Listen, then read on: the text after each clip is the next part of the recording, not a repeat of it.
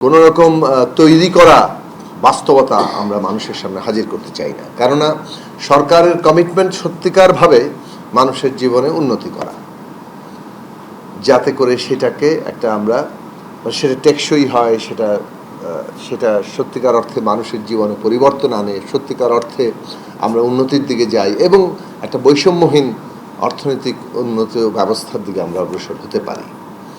তো এইটা যদি লক্ষ্য হয়, সেখানে তথ্য খুবই গুরুত্বপূর্ণ। বিশেষভাবে একটা বিকাশমান অর্থনীতির জন্য তথ্যর উপরেই কিন্তু দাঁড়াতে হবে। যথার্থ তথ্য আসবে যদি যথার্থ উপাত্ত থাকে। যথার্থ উপাত্ত পাওয়া যাবে যখন সেই উপাত্তগুলো সংগ্রহের প্রক্রিয়া এবং সংগ্রহকারী প্রতিষ্ঠানগুলো কার্যকর থাকে। এখন ব্যুরো অফ স্ট্যাটিস্টিক্স যদি সেকেন্ডারি ডেটা নিয়ে কাজ করে, তাহলে প্রাইমারি ডেটার প্রতিষ্ঠান তৈরি না হলে সবসময় কিন্তু একটা ফিকটিশিয়াস জিনিস তৈরির সম্ভাবনা থেকে যাবে।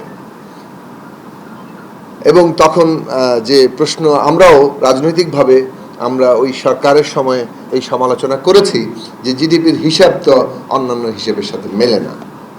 দেশের বিনিয়োগ, দেশের কর্মসংস্থান, এইগুলোর যে অবস্থা, ট্যাক্স জিডিপি না হয় আপনি বাদই দিলাম, যে যেহেতু আমাদের ট্যাক্সের সংগ্রহের পদ্ধতি, সেইখানে তার যে পারফরমেন্স, তার যে ক্যাপাসিটি, সেখানে অনেক সমস্যা আছে। এবং এটা এই সরকার শুরু এসেই ট্যাক্স যে সংগ্রহ, তার যে নেট সম্প্রসারণ করা, ট্যাক্স না বাড়িয়েই ট্যাক্সের নেট সংগ্রহ করা, অনেক ক্ষেত্রে ট্যাক্স কমিয়ে দিয়ে তার নেট বৃদ্ধির মধ্য দিয়ে যে আমাদের মূল রাজস্ব সংগ্রহ অনেক বাড়তে পারে, সেই নীতিটা গ্রহণ করা এবং রাজস্ব সংগ্রহের মধ্যে লিকেজগুলো বন্ধ করা, সেইটা খুব গুরুত্বপূর্ণ জায়গা। সেই দিক থেকে ট্যাক্স জিডিপি রেশিও বাড়তে পারে।